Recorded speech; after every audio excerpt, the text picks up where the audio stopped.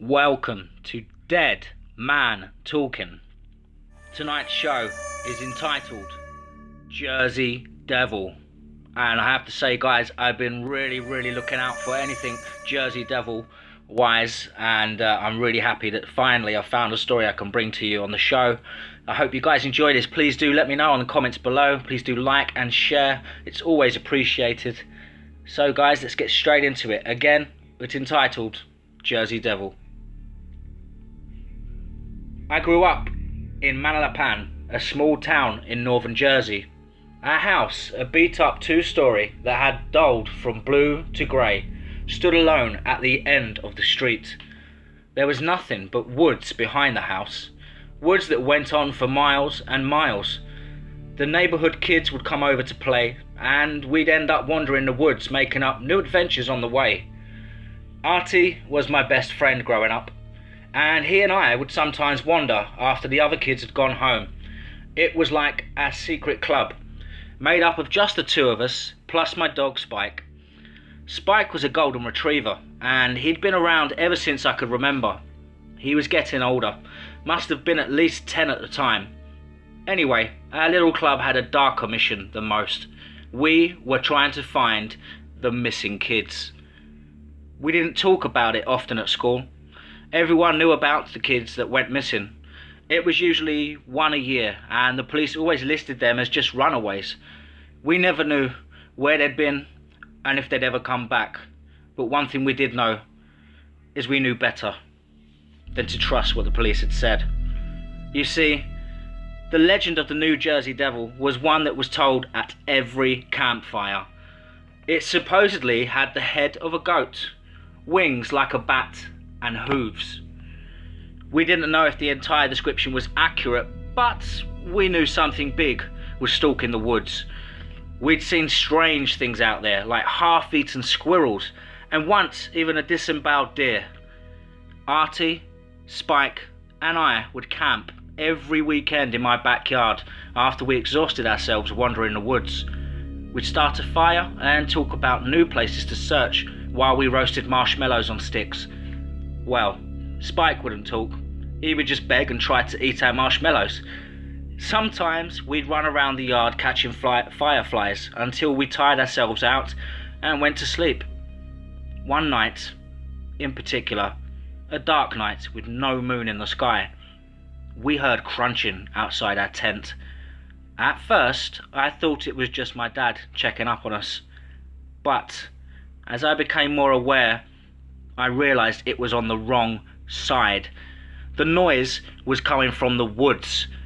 I went to shake Artie, but realised he was already wide awake and staring right at me with his eyes wide. I grabbed my flashlight, but didn't turn it on, not wanting to give away our position just yet. I could hear Spike growling outside the tent. I slowly unzipped the door until there was an opening of a few inches wide, and dared a look outside. It was dark, but my eyes were adjusted enough to glimpse the movement at the tree line.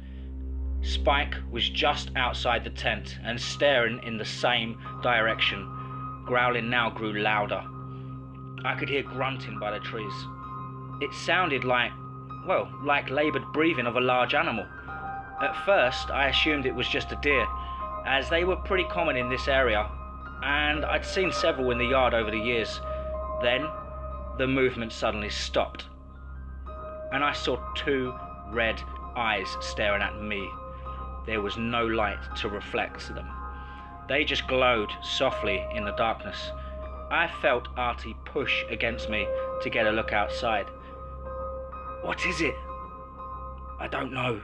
Something big," I said. "Well, turn the light on," he whispered. I aimed my flashlight at the dull red glow of the eyes and pushed the button. Branches obscured most of the face, but it must have been over 6 feet tall. The parts of the face I could see were covered in dark hair, and I swear I saw leathery wings that slowly raised up as it kept eye contact with me. It shrieked so loudly my ears rang, and at that point Spike took off toward it, barking as he went. "Spike!" I yelled as he disappeared into the trees. The thing in the woods turned and crunched away into the darkness. Artie ripped at the zipper and flung himself out of the tent, running toward the house. I went after my dog.